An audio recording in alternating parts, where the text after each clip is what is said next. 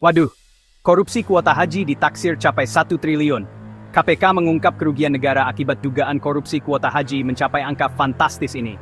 Komisi Pemberantasan Korupsi telah menaikkan status kasus ini menjadi penyidikan resmi. Masalahnya ada di pembagian 20.000 kuota haji tambahan tahun 2024. Seharusnya 92% untuk haji reguler, 8% haji khusus. Tapi malah dibagi rata. Mantan Menteri Agama Yakut Cholil Qumas sudah diperiksa selama 5 jam. Bahkan KPK sudah mengeluarkan larangan bepergian ke luar negeri. Penyelidikan masih berlanjut, belum ada tersangka yang ditetapkan. Korupsi lagi, bagaimana pendapat Brader? Share di kolom komentar ya. Jangan lupa like dan subscribe untuk update berita terbaru. Nah, lo mau kabur lo ya? Mau ngapain lo keluar negeri lo? Urusan lo belum beres di sini sama KPK. Sama rakyat Indonesia lo belum beres urusan lo. Ex Menak Yakut dicegat KPK keluar negeri. Mau kabur romannya. Kelarin dulu di sini. Kalau katanya lu orang kebukti korupsi baru lu mau ke Afrika kok. Bodo amat. Kelarin dulu yang dimari. Tuh ya kan. Potensi kerugian negara kasus kuota haji era Menak Yakut tembus 1 triliun. Kabur romannya. Mau ngamanin duit kali, duit yang kali, takut ketahuan. Apa gimana itu? Udah lama banget itu padahal kasusnya baru sekarang ditangani sama KPK. Sampai 1 triliun tuh lu bayangin, 1.000 miliar. Gue megang duit segepok tan gue geged. Dreg-deg bae orang nyangka. Tapi orang pernah sih. Lah ini sampai 1 triliun lu bayangin 1.000 miliar. Emang kalau kata gue ya kalau udah rakus merakus pejabat mau bagaimana gue.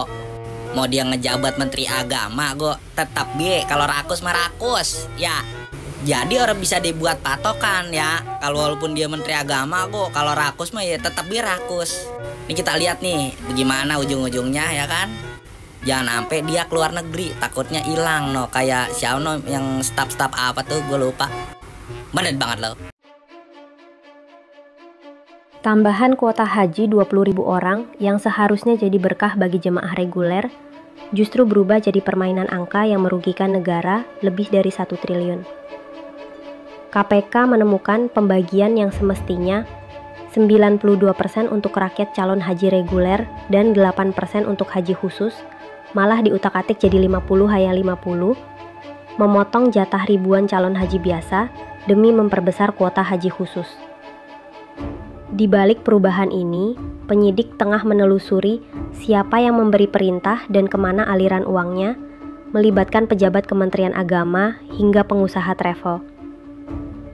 Kasus ini bukan sekedar hitungan angka, tapi soal keadilan dan hak rakyat kecil untuk bisa menunaikan ibadah suci tanpa harus tersingkir oleh kepentingan segelintir orang. Korupsi kuota haji. Bayangkan.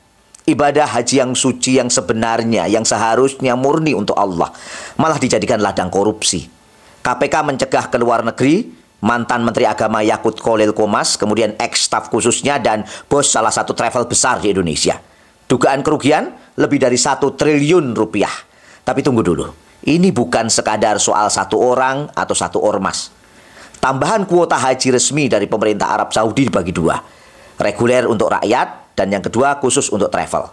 Undang-undang bilang kuota khusus cuma 8%, tapi di lapangan jumlahnya bisa tembus 50%. Artinya puluhan ribu jamaah reguler kehilangan haknya.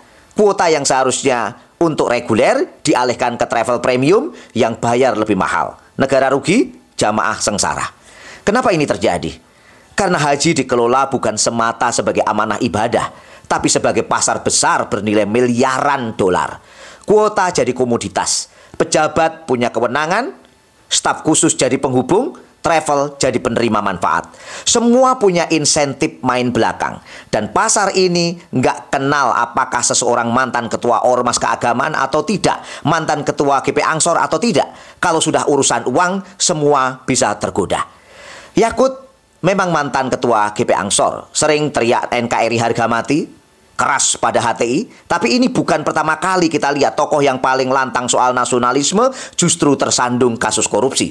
Ini pengingat, Retorika ideologi di panggung politik sering jadi branding, bukan pagar moral. Korupsi ini masalah sistemik, bukan cuma masalah Yakut atau ormasnya. Kalau kita mau solusi tuntas, harus ubah sistem. Dalam sistem Islam, haji dikelola negara sebagai amanah mengurusi ibadah, bukan untuk bisnis. Kuota haji murni berdasarkan antrian terbuka, semua data bisa diakses publik, travel cuma menyediakan jasa, nggak punya kuota sendiri. Ada mahkamah madzolim, lembaga independen yang bisa langsung memecat, menghentikan pejabat dolim. Ya, kalau kamu berusaha merubah bentuk negara ini, kalau menjadi negara, kalau nih ya, enggak, caranya saya merubah gimana? Caranya saya ya nggak tahu kamu mau caranya gimana? Nggak mungkin kita sih, nggak mungkin. Nah, kalau nggak mungkin ya kita nggak mungkin gebuk, nggak mungkin itu. Jadi kan sama-sama.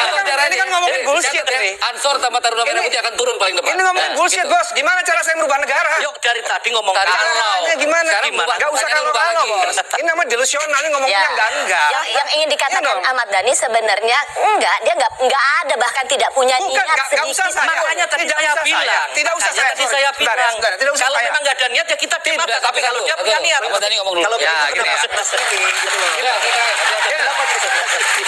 Kita jelasin sekarang gini. Gimana caranya HTI merubah Pancasila? Coba jelaskan. Ya, Mas. Jelaskan. Gimana caranya HTI merubah Pancasila? Kok kamu jadi nanya saya nih? Mereka jelaskan. Karena kamu yang curiga. Yang bosnya curiga Pak Ketua. Jelas. Kamu kalau lihat sejarah HTI itu bagaimana dia berkembang dan cita-citanya, itu jelas bagaimana mereka pengen mengganti negara ini. Caranya gimana? Cara tanya Ismail Yusanto, jangan tanya saya. Gimana? Saya ini anti HTI. Tanya ke saya. Diskusinya akan panjang. Ini ada waktunya pasti tidak cukup kalau soal ini. Habis ini kita bisa bicara di depan, di belakang kita bisa ngomong. Harus menjelaskan bagaimana cara HTI mengganti secara sistematik, Pak. Nah, soal cara mereka bisa melakukan banyak hal, infiltrasi, mereka masuk ke dalam Ketua Umum GP Ansor dan anggota Banser, anggota kehormatan loh. Anggota yang kehormatan sekarang nggak lagi. Banser. Saya cabut, sudah cabut. Sayang loh, padahal dia saya rasa anggota Banser yang paling mulus loh. Kita tuh harus berpikir itu yang sistematik gitu. Jangan asal delusi, jangan berhayal. Bagaimana cara HTI untuk mengganti Pancasila itu nggak mungkin. Ex-Menak Yakut harus dihukum berat jika terbukti korupsi kuota haji. Kenapa? Karena dia orang dianggap ngerti agama. Yang kedua, karena dia korupsi persoalan ibadah umat Islam. Kenapa ya para pejabat yang dianggap ngerti agama bisa menjadi penjahat? Jawabannya apa yang Profesor Mahfud FD sampaikan, bahwa kalau ada malaikat masuk ke dalam sistem di Indonesia ini bisa menjadi iblis. Berarti sistemnya yang rusak dan merusak yang digunakan oleh Indonesia hari ini. Yang masuk ke dalam sistem di Indonesia itu malah menjadi koruptor. Sudah terbukti kan Al-Quran saja bisa dikorupsi teman-teman semua. Jadi solusinya kita terapkan sistem Islam, hukum Islam yang memberikan efek jera kepada pelaku korupsi. Hartanya diambil, hasil korupsi dihukum takjir dari mulai penjara, potong tangan bahkan sampai hukuman mati tergantung jumlah kerugiannya. Yo guys, balik lagi bersama saya tentunya Oki Kevin. Nah, ini masuk ke segmen baru yaitu tentang kabar info ya terbaru tentang korupsi ya. Kuota haji tahun 2024 rugikan negara hingga 1,1 triliun guys. Waduh, kok bisa ya ini guys. Negeri Konoha ini apa sih yang dikorupsi ya. Nah, ini kita lihat guys beritanya seperti apa dan komentar dari para netizen tentunya ya. Dan kita lihat bareng-bareng guys. Korupsi kuota haji tahun 2024 kabarnya sampai 1,1 triliun. Masya Allah banget, gak tuh mantan Menteri Agama kita Bapak Yakut Kholil yang terhormat. Bisa-bisanya ini urusan agama tapi masih dikorupsi. Kalau Menteri Agama aja bisa kayak gini, gimana menteri-menteri yang lain? Ya mending kalau misal 1,1 triliun dibeliin toa-toa masjid yang dulu sempat dilarang sama si Yakut ini. Wah, bener aja ya, dulu dilarang ya. Ke penyidikan terkait kasus dugaan korupsi kuota haji, KPK akan kembali memanggil Menteri Agama era Jokowi, Yakut Kholil Qomas. Yakut Kholil Qomas sepertinya belum bisa bernafas lega setelah KPK menaikkan status dugaan korupsi kuota haji dari penyelidikan ke penyidikan.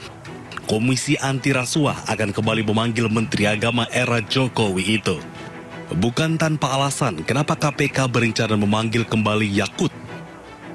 Menurut peneliti Pukat UGM Zainur Rohman, pembagian kuota ibadah haji tahun 2023 lalu memang syarat dengan persoalan dan terindikasi melanggar hukum. Memang ada dugaan kuat ya, tambahan 20.000 kuota haji dari Arab Saudi itu dibagi tidak sesuai dengan undang-undang haji. Menurut undang-undang harusnya pembagiannya adalah 92% untuk haji reguler, 8% untuk haji khusus. Tetapi oleh Menak waktu itu pembagiannya 50-50, 50% untuk haji reguler, 50% untuk haji khusus. Nah, KPK sedang mendalami ini. Apakah kebijakan membagi secara rata yang tidak sesuai dengan undang-undang itu ya memenuhi rumusan unsur delik di dalam Undang-Undang Tipikor. Yakut bukan Menteri Agama pertama yang tersandung dugaan korupsi penyelenggaraan haji. Pada tahun 2001 hingga 2004, Menteri Agama Said Agil Husin terbukti menyelewengkan dana abadi umat dan dana penyelenggaraan ibadah haji. Selama menjadi menteri, Said menerima uang haram 4,5 miliar rupiah. Akibat perbuatannya, negara dirugikan 718 miliar. Said divonis 5 tahun penjara. Enak banget cuma 5 tahun, guys. Kasus serupa terulang lagi. Menteri Agama periode 2009-2014 Surya Dharma Ali terbukti melakukan korupsi dana penyelenggaraan haji dan dana operasional menteri atau DOM. Akibat perbuatannya, negara dirugikan 1,6 miliar rupiah. Surya Dharma divonis 6 tahun penjara. Enak banget ya. Tadi 5 tahun penjara, sekarang 6 tahun penjara. Ya, tidak dimiskinkan pula. Ya, berarti hartanya tetap masih ada. Ya, gitu guys. Enak banget ya di Konoha ini guys, korupsi guys ya. Kini Yakut kembali dibayang-bayangi kasus dugaan korupsi pembagian kuota haji 2023. Nah, sama ini juga pasti. Walaupun belum menetapkan tersangka, namun KPK mengaku sudah menelusuri aktor utama sebagai pemberi perintah. Aliran dana. Minta di spill kira-kira siapa yang potensial suspeknya. Potensial suspeknya adalah tentunya ini terkait dengan alur-alur perintah ya. Kemudian juga aliran dana. Jadi terkait dengan siapa yang memberikan perintah terhadap pembagian kuota yang tidak sesuai dengan aturan ini. Kita seperti ini. Kemudian juga dari aliran dana, siapa pihak-pihak yang menerima aliran dana yang dikaitkan dengan penambahan kuota tersebut. Sementara itu, menurut masyarakat anti korupsi atau MAKI, akibat dugaan korupsi kuota haji di era Joko Widodo, negara dirugikan hingga 750 miliar rupiah. Wah, parah. Jumlah itu dihitung dari harga biaya haji khusus yang dikenakan pungli sebesar $5.000 atau sekitar 75 juta rupiah per jamaah.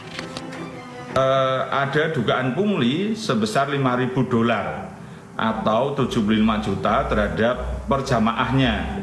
Karena memang untuk berangkat haji itu kan antriannya panjang. Jadi ada dugaan mensrea karena kenapa ditambah sampai 10.000 atau 50% dari kuota tambahan itu, ya karena diduga ada oknum-oknum yang nakal yang hendak mengambil keuntungan. Kita tunggu saja apakah cerita lama Menteri Agama jadi tersangka akan terulang dan siapakah aktor utama yang dimaksud KPK? Berarti kan ada dalang, ya waktu utamanya memang pasti ada ya selain itu ya. Nah, menurut pendapat kalian gimana nih? Enak banget ya. Korupsi berapa miliar gitu ya. Enggak 100 juta atau 10 juta, ini berapa miliar ya guys ya. Dan itu di penjara cuma berapa tadi? 5 atau 6 tahun guys ya. Dan udah gitu nggak dimiskinkan. Jadi enak banget ya. Tinggal korupsi, ya itu paling penjara juga ya hanya untuk status doang gitu ya. Mungkin dia bisa ganti rugi gitu dengan hasil korupsi itu, terus dia bebas lagi gitu guys ya. Nah, menurut pendapat kalian gimana nih terkait info dari kasus korupsi kuota haji naik ke penyidikan katanya gitu guys. KPK akan kembali panggil mantan mana Yakut segera jadi tersangka guys ya. Kita tunggu saja nanti berita selanjutnya akan seperti apa. Terima kasih sudah hadir dan kita akan bertemu lagi di video selanjutnya. Saya selalu buat kalian. See you.